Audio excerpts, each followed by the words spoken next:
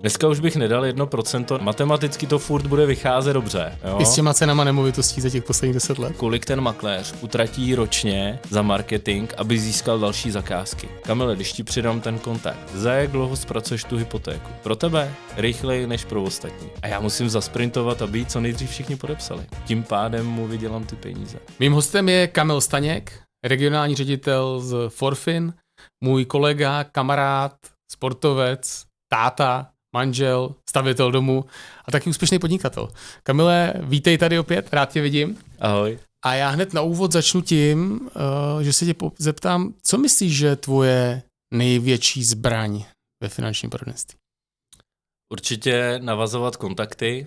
Myslím si, že vytvářet ty vztahy, získávat ty spolupráce je něco, co krom toho, že mě to baví, tak si myslím neskromně, že mi to jde. Takže teďko za poslední dobu asi nejvíc realitní makléři, stavební firmy, investoři, developeři.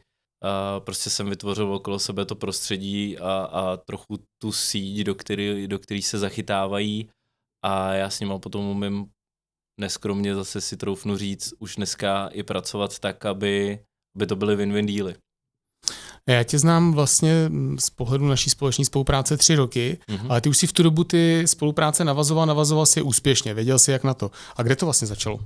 Strašně dávno. Ty realitní makléři pro mě byli z nějaký části, protože můj spolužák ze základní školy byl realitní makléř, já jsem tenkrát jako začínající finančník hledal kontakty, tak jsem šel a uplatil ho. Jo, bylo zvykem dávat třeba 0,5% z hypotéky, já mu dal 1%, protože jsem si spočítal, že ta hypotéka je třeba 30% té mojí celkový provize, kterou já tam získám je díky pojišťovnictví, investování. Jsem si říkal, no tak obětuju 30%, nebo takhle, investuju 30% a poteče to. Akorát byl zase samozřejmě v čase drahý, jak jsem hledal efektivnější řešení, takže jsem těch makléřů navazoval víc. Ale tam jsme určitě jako 10 let zpátky už jako určitě začínali s tím hodně intenzivně. No. A dneska už bys nedal 1%? Dneska už bych nedal 1%, nebo respektive takhle. Matematicky to furt bude vycházet dobře. Jo? I s těma cenama nemovitostí za těch posledních 10 let? Bude to vycházet dobře, ale zase je to běh na dlouhou trať. Jo? To znamená, ve chvíli, kdybych potřeboval získávat klienty do kmene, tvořil bych ten kmen a nekoukal bych na nějakou absolutní hodnotu peněz, který teď a tady získám, tak vyplatit toho realitního makléře by dávalo smysl, protože v tom leadovém modulu, který my používáme, kdy těm makléřům vyplácíme, obecně lídařům vyplácíme 20% ze všeho, co uděláme teď, za rok, za 2, za 3 a je to takový jejich pasivní příjem, tak to je vlastně dražší spolupráce pro mě v čase. Takže ano, pořád by to dávalo smysl, jenom to teď nepotřebuju. Teď potřebuju naopak vytvářet dlouhodobý vztahy a proto je pro mě lepší mu dát jenom 1/5 toho, co já tam udělám na vstupu a pak samozřejmě i další věci ze servisování toho klienta a tak dále. Takže touhle cestou bych šel, jinak, jak říkám, ty realitní makléři jsou asi, jako bych řekl, jako doména. Byť tam už dneska mám i projektanty, právníka tam mám a stavební firmu a získávám i ty developery. Reality i finance jsou obory, které jsou tady už dlouho, jsou etablovaný, ty lidi často na tom trhu jsou dlouho a jsou zvyklí, že pořád někdo s něčím kontaktuje. Čím to je, že tobě se to daří? Proč ty lidi dělají s tebou? Na toho makléře jsem chvíli dělal. Jo, trošku se opravňuju jim s nima být jako na jedné vlně. Jo. Ono totiž se takový dlouhodobý souboj o to, kdo je lepší a důležitější, jestli realitní makléř nebo finanční poradce a kdo je lepší obchodník, kdo dělá svoji práci líp a tak dále, tak dále. A když potom vlastně člověk je ten realitní makléř a baví se jednak jedný, tak tady tenhle filtr nebo blok, možná omezení už jsem tam jako nikdy neměl s těma lidma, takže to mi určitě pomohlo. A měl jsem možnost školit a dělat finanční support pro 30-40 makléřů v jedné realitní skupině po celé republice a to prostě navnímáš, co ty lidi potřebují, co chybějí, jak přemýšlej. Takže finančník a realitní makléř je jiný obchodník, má jiný systém, jinak pracuje, má jiný cyklus, jinak mu chodí peníze. Je to trochu jiný živočišný druh, a mně se podařilo je pochopit, co potřebujou. Jak vlastně chtějí, aby ten finančník je podporoval, takže začali jsme vytvářet společný know-how a já jsem jim dával konkrétní tipy a triky, jak vlastně pracovat s tím klientem z pohledu financí.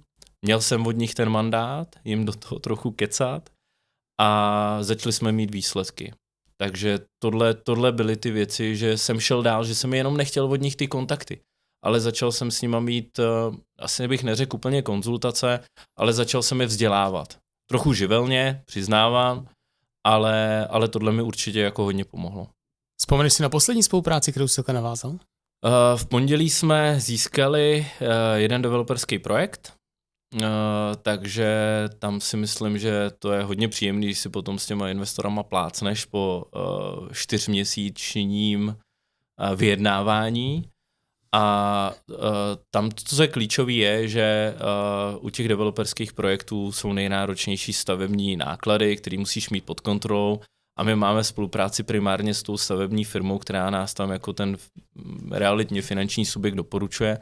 Takže to se povedlo a těm lidem se přesně líbí to, že my neděláme jenom tu práci, kterou oni očekávají. To znamená, oni očekávají, že vyřešíme hypotéku a jdeme od válu, nebo že pošleme něco na S-Reality a jdeme od válu. A tady je to tak, že my jim pomáháme s tím projektem, dotváříme ho, jsme hodně kreativní a tohle si myslím, že bylo to, co nám pomohlo. A poslední spolupráce s realitním makléřem vlastně vypadá tak, že já dovzdělávám jeho v tom, jak ty finance fungují, pravidelně si voláme, říkáme si, co se děje na tom trhu ve světě, jak na to má reagovat, co má říkat těm klientům, aby vlastně prodal. A tady ten systém nám funguje a s tím makléřem jsem se vlastně jako teďko dohodl, že těch leadů budeme předávat víc a pojedeme na jiným systému přes právě leadový modul. A to je taky poslední spolupráce, kterou jsem jako uzavřel, to je pár měsíců zpátky. OK. Já myslím, že naše video uvidí i poradci, kteří by do svého kmene uměli přijmout 1, 2, 5, možná 10 klientů a že by se nějaký lead od realitního makléře hodil. Kde mají vlastně začít? Mají si otevřít S-Reality, najít si tam nějakého realitáka, zavolat mu: dobrý den, máte štěstí, že jdu kolem, budu vám dělat hypotéky. Nebo jak to má probíhat? My, když se snažíme získat někoho do spolupráce, ať už je to klient, nebo nábor, nebo v tomhle případě realitní makléř, tak si představím, jakýho makléře chci. Jo? Takovýho avatara.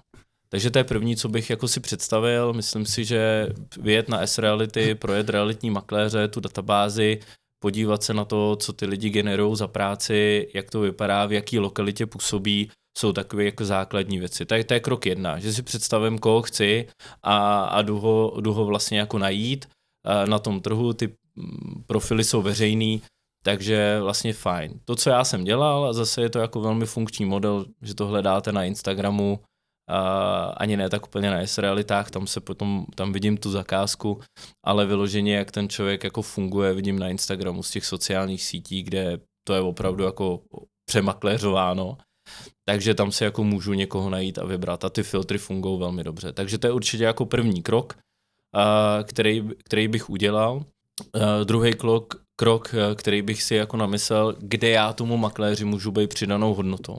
Co vlastně mu přináším. A moje know-how je postavený na tom, že já jsem si namyslel, kolik ten makléř utratí ročně za marketing, aby získal další zakázky. Sociální sítě, podcasty, plachty, inzerce, jakýkoliv marketing, který udělají a je placený. A řekněme, že to bude třeba 250 000 ročně. Jo? A já tomu makléři nejdu odebírat ty lídy, neříkám, házej mi hypotéky, já budu šťastný a ty z toho dostaneš nějaký desátek, ale já mu jdu spočítat, kolik těch lídů potřebujeme na jakých zakázkách, aby mu to vydělalo 250 000 a těch 250 000 mu pomůže k většímu počtu zakázek, což je to jeho jídlo. Takže já mu jdu přinést ten realitní biznis skrz ten finanční. A tohle je vlastně jako to, co mně funguje a myslím si, že každý makléř, který to slyší, který si dopočítá, že ty stovky tisíc, který utratí a chce a musí je utratit, tak mu finančník vydělá. Tak pak už je to vlastně měřitelný, škálovatelný, najednou ta spolupráce dává koncepčně smysl a je to jiná pohádka. Takže tohle bych doporučil, zaměřit se na to, co chce ten makléř. Ne, že já potřebuju valník hypoték. No já jsem si myslel, že ten makléř chce, abys mu dohazoval tipy na prodej. To je pravda, to chce taky a akorát to je takovým slibem nezarmoutíš. Jo, všichni říkají, tak mi něco hoďte, až já něco budu mít, tak vám to hodím, ale tohle funguje na pozadí bez ohledu na to, jestli já narazím na klienta, který zrovna v jeho lokalitě prodává. Jo? A já jsem z Plzně a neovlivním, když budu chtít spolupracovat s makléřem v Ostravě, tak je to špatně. Ale když mu vydělám na ten marketing, který mu ty zakázky přinese, tak mu čistě teoreticky nemusím přinést nic. U mě by to vlastně bylo no-go, že jo? Teď jako všichni ví, že moje manželka dělá v realitách. Proto se na to ptám. No, a nebo všichni ví, že jsme ve Forfin Holding součástí skupiny finančníci, realitní makléři přes Century 21. A jak by se mnou ty makléři spolupracovali? Přesto se to děje. Je to o tom, že já jim přesně napočítávám, na co jim vydělám, k čemu jim tam jsem a jaká je moje přidaná hodnota, aby oni měli víc zakázek a aby rychleji, efektivněji prodali. Protože to je ta druhá věc, která ta makléře zajímá. Kamile, když ti přidám ten kontakt, za jak dlouho zpracuješ tu hypotéku? Pro tebe rychleji než pro ostatní. A pak to tak musí být, ale. Je to tak. Jo, protože makléř sprintuje do podpisu kupní smlouvy, pojďme si nalít čistýho vína, všichni víme, jak to funguje, podepíše rezervační smlouvu, zaplatí se rezervační poplatek, ale on si nemůže vyfakturovat tu realitní provizi. Až převodní tedy kupní smlouvou a já musím zasprintovat, aby co nejdřív všichni podepsali. A tím pádem mu vydělám ty peníze. Takže to je krok číslo 2. Opravdu zamyslet se nad tím, jak rychle a efektivně pomoct zobchodovávat ty nemovitosti, který on už má, který byl šikovný a získal je. No a tam ten makléř mě bude milovat, když všechny hypotéky budou do 2 dnů hotový. Sice to je náročný téma, za jak dlouho jsem schopen to zpracovat, ale musí to být vždycky sprint. No takže se bavíme o tom, že umíme získat kontakt od realitních makléřů, od developerů, tím pádem máš zásobovaného sebe a svůj tým lídy na potenciální kupující, financující a podobně. Očividně umíte jít obchodovat, protože my jsme s ředitelstvím loni udělali přes 2 miliardy, z toho vy bezmála půlku, ale letos vlastně jsme po prvních 4 měsících skoro na podobném čísle, jako jsme byli loni za celý rok. Je to šílený, ta dynamika toho růstu. To znamená, očividně tam umíme odmakat i to řemeslo. Mm-hmm. Co by si řekl, že umíme v tom managementu? Proč by se o nás měli zajímat nejenom finanční poradci, ale taky manažeři a ředitele? Konzistenci.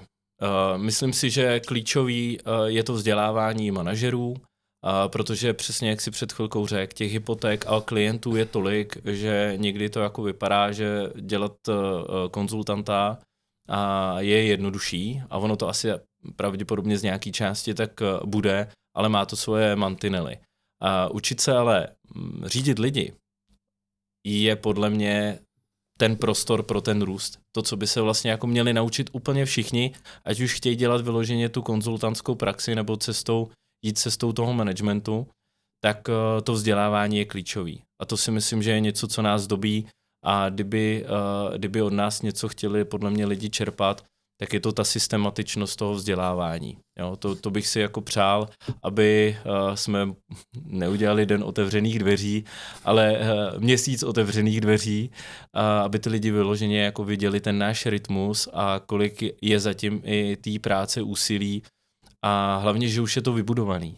Jo, že už není potřeba to kolo znova vymýšlet, protože už prostě je a do toho vlaku stačí kolikrát jenom naskočit. Takže tohle je nás dobí a tohle si myslím, že máme jako hodně rozdílový. Za poslední dobu ty výsledky hovoří za vše. Ty nárůstový určitě. Kolo se točí, žárovka svítí, není potřeba to vymýšlet. Ano, voda je mokrá. Voda je mokrá.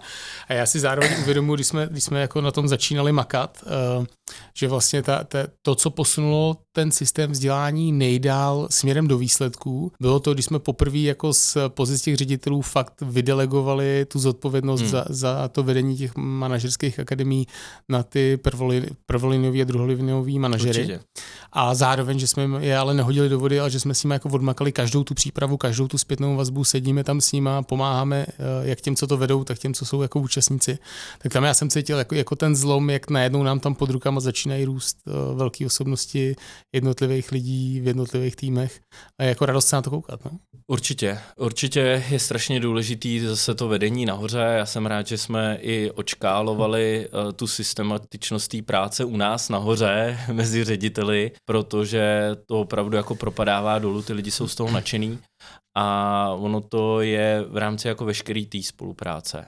Prostě někdo se vždycky musí posadit do té role, já to oddřu, i když prostě někdo bude odmítat, někdo bude rebelovat, někomu bude déle trvat, než si ten návyk získá, tak to tak je.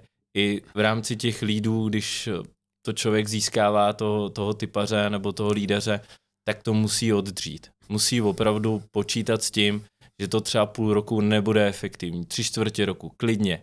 Ale pak, když to myslí člověk dlouhodobě, tak za první management dává smysl a za druhý opravdu bejt v té roli té autority. Nebát se toho si to odmakat, vyhrnout rukávy a odmakat. A za to říkám děkuju všem, kteří se na tom managementu jako tomu řízení těch manažerů a vytváření nových příležitostí pro manažery jako věnujou.